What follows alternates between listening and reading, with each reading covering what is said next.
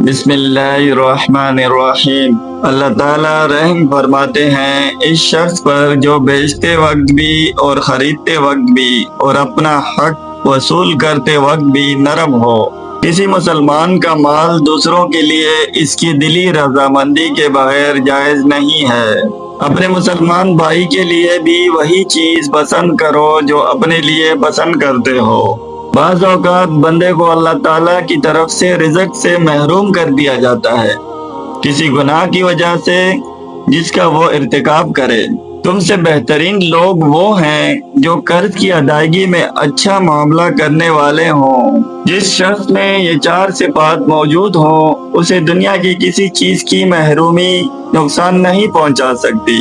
پہلی چیز امانت کی حفاظت، دوسری بات کی سچائی، تیسری اچھے اخلاق اور چوتھی حلال کھانا۔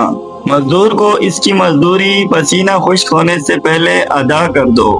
تم میں سے کوئی شخص اس وقت تک مومن نہیں ہو سکتا جب تک وہ اپنے مسلمان بھائی کے لیے بھی وہی چیز پسند نہ کرے جو اپنے لیے پسند کرتا ہے۔ جو شخص کسی مومن سے کسی دنیاوی تکلیف کو دور کرے گا اللہ تعالیٰ اس سے قیامت کے دن کی تکلیف کو دور فرمائیں گے۔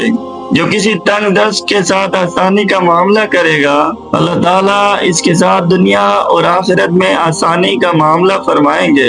جو کسی مسلمان کی پردہ پوشی کرے گا اللہ تعالیٰ دنیا اور آخرت میں اس کی پردہ پوشی فرمائیں گے۔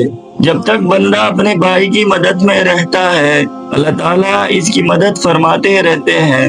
جو شخص کسی ایسے راستے پر چلے جس میں علم کو تلاش کر رہا ہو تو اللہ تعالیٰ اس کے لیے جنت کے راستے کو آسان فرماتے ہیں۔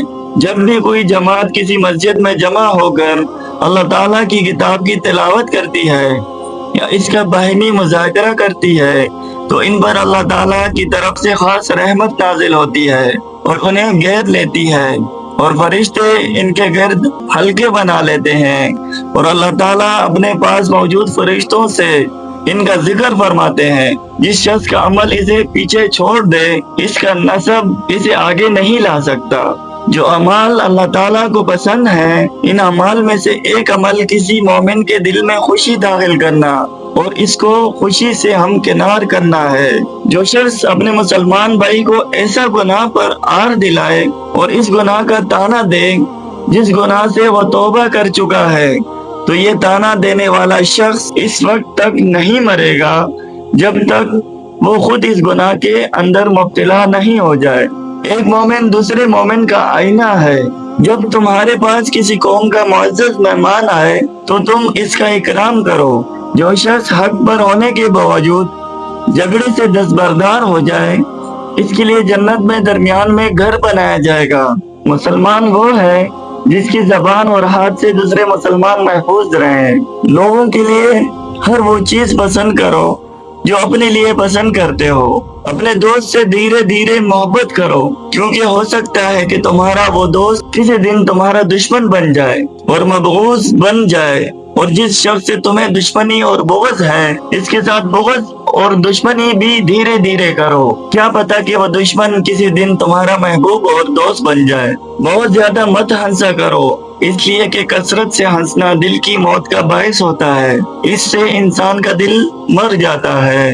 انسان کے جھوٹا ہونے کے لیے اتنا ہی کافی ہے کہ وہ ہر سنی سنائی بات کو آگے بیان کر دے۔ ہر مسلمان دوسرے مسلمان کا بھائی ہے، اس پر واجب ہے کہ وہ اس پر کوئی ظلم و زیادتی نہ کرے اور اسے جب مدد کی ضرورت ہو تو بے یار و مددگار نہ چھوڑے، نہ اسے حقیر جانے اور نہ اس کے ساتھ حقارت کا برتاؤ کرے۔ آپ صلی اللہ علیہ وآلہ وسلم نے 3 مرتبہ اپنے سینے کی طرف اشارہ کرتے ہوئے ارشاد فرمایا کہ تقوی یہاں ہوتا ہے، یعنی ہو سکتا ہے کہ تم کسی شخص کو اس کی ظاہری حال سے معمولی آدمی سمجھو لیکن وہ اپنے دل کے تقوی کی وجہ سے وہ اللہ کے نزدیک محترم ہو۔ اس لیے کبھی مسلمان کو حقیر نہ سمجھو۔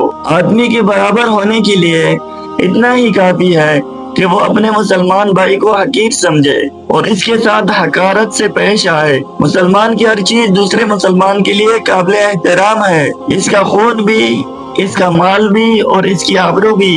جب کسی بندے کے گناہ زیادہ ہو جاتے ہیں اور اس کے پاس اپنی مغفرت کے لیے اعمال صالح بھی نہیں ہوتے تو اللہ تعالیٰ اسے غم میں مبتلا کر دیتے ہیں تاکہ اس کے گناہوں کی معافی کا سامان ہو سکے۔ جب تم کسی ایسے شخص کو دیکھو جسے مال و جمال میں تم پر فوقیت عطا کی گئی ہے تو تمہیں چاہیے کہ کسی ایسے آدمی کو بھی دیکھ لو جو ان چیزوں میں تم سے کم ہو۔ جب معاملہ اقتدار کسی نااہل کے حوالے کر دیا جائے تو قیامت کا انتظار کرو۔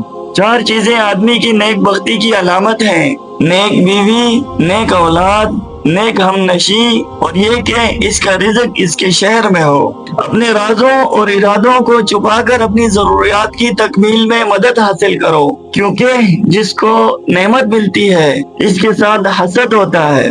نکاح علل اعلان کرو لیکن پیغام نکاح کو پوشیدہ رکھو۔ عالم بن جاؤ یا طالب علم بن جاؤ یا علم دین کو سننے والے بن جاؤ، ان سے محبت کرنے والے بن جاؤ، پانچویں نہ بننا ورنہ ہلاک ہو جاؤ گے۔ دانش مندی یہ ہے کہ تم کسی صاحب رائے سے مشورہ کرو پھر اس کی اطاعت کرو۔ یہ بھی سنت ہے کہ آدمی اپنے مہمان کو رخصت کرنے کے لیے گھر کے دروازے تک آئے۔ اللہ تعالیٰ کی طرف سے کشادگی کا انتظار کرنا عبادت ہے۔ جو تھوڑی روزی پر راضی ہو جائے اللہ تعالیٰ اس سے تھوڑے عمل پر راضی ہو جاتا ہے۔ خرچ میں میانہ روی اختیار کرنا آدھی معیشت ہے۔ لوگوں کے ساتھ نرمی کرنا آدھی عقل ہے اور اچھا سوال آدھا علم ہے۔ قرض لینے سے بچو کیونکہ یہ رات میں پریشانی اور دن میں ذلت کا ذریعہ ہے۔ رزق کے حصول اور ضروریات کی تکمیل میں صبح کا وقت منتخب کرو کیونکہ صبح کے وقت میں برکت اور کامیابی ہے۔